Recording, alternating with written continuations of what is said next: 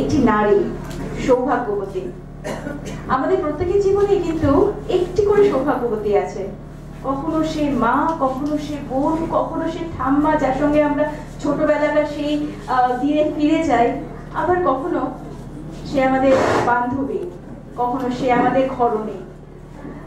আর নারী এমনই একটি রূপ যাকে শুধু আমরা নয়, ইভেন আমরা বেদ পুরাণে দেখেছি, যখন অশুভ শক্তির দ্বারা আমাদের দেবতারা অতিষ্ঠ, তখনও কিন্তু এই নারী মানে আমাদের মা দুর্গা সেই রূপেই কিন্তু তিনি অসুর সংহার করেছিলেন, দেবীপক্ষ শুরু হয়েছিল।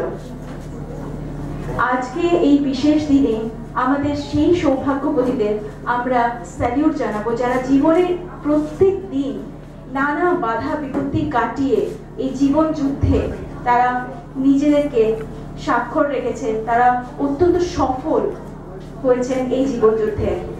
সমস্ত প্রতিকূলতার ঊর্ধ্বে যারা।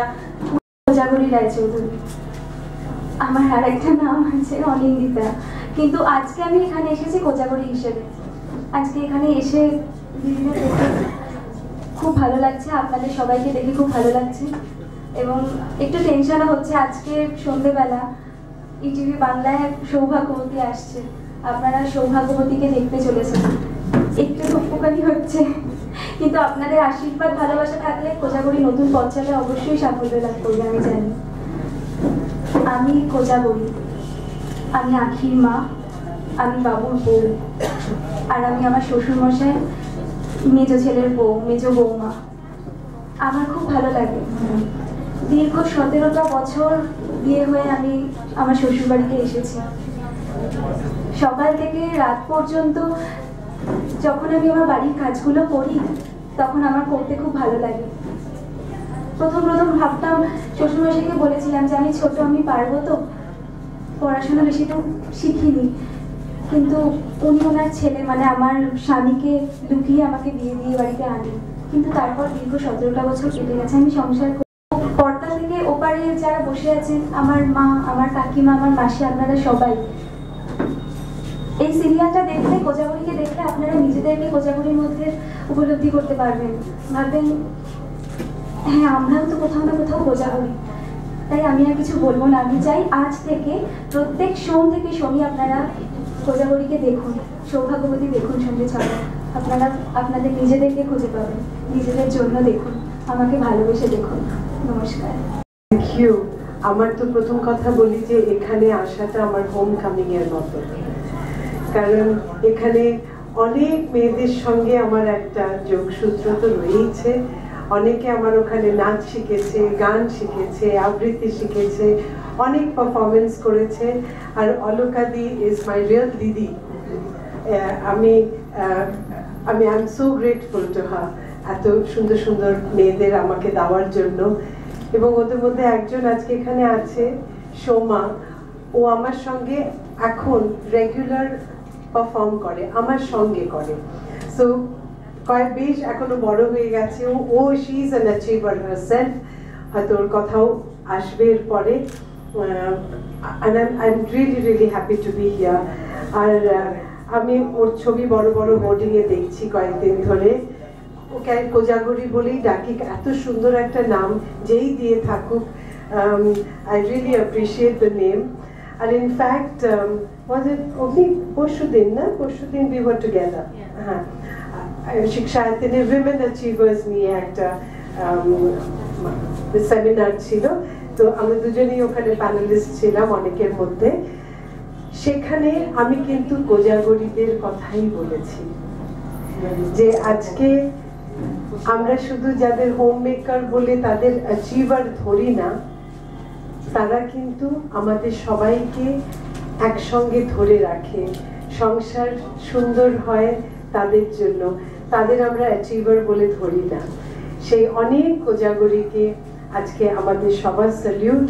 কারণ একজন মা, একজন সুগৃহিণী না থাকলে কিন্তু সমাজ সুন্দর হয় না। একজন ভালো মা না হলে সন্তান সুন্দর হয় না। কিন্তু যারা সেটা না, ওর বাইরে কোনো কাজ না করে শুধু ঘর সংসার করে, তাদের কিন্তু সেই রেকগনিশন আমরা দিই না। আমরা অ্যাচিভার বলতে তাদের বলি যারা বাইরে অ্যাচিভ করেছে, কিন্তু সংসার সুন্দর রাখাটা যে কত বড় অ্যাচিভমেন্ট সেটা বোধহয় আমরা অনেক সময় ভুলে যাই। তাই কোজাগরি তুমি এবং এই সিরিয়াল যেন খুব সাকসেসফুল হয়, সবাই দেখুক, অনেক কোজাগরি যাতে রেকগনিশন পায় তোমার মধ্যে দিয়ে, সেটা তো নিশ্চয়ই আমরা প্রার্থনা করব। আর তার সঙ্গে এটাও বলবো যে এখানে যারা এসছেন, যাদের নিয়ে এত আজকের অনুষ্ঠান, তাদের সবাইকে আমার অনেক অনেক অনেক অভিনন্দন, and a special অভিনন্দন টু অলকাদি। আজকে এই জায়গাটায় যে এত সুন্দর হয়েছে, এটাকে তিলে তিলে গড়ে উঠতে দেখেছি আমি, and I'm so খুব ভালো লাগছে। আসার আগে আমি জানতাম না এক্স্যাক্টলি কি অনুষ্ঠানের জন্য আমি যাচ্ছি, বাট শুনেছিলাম যে এখানকার বহু মেয়ে যারা অত্যন্ত অসাধারণ কাজ করছে তাদেরই ফেলিসিটেশনের একটি প্রোগ্রামে যাচ্ছি। বাট এখানে এসে এই রকম মাপে যে কাজ চলছে সেটা সত্যি ভাবতে পারিনি।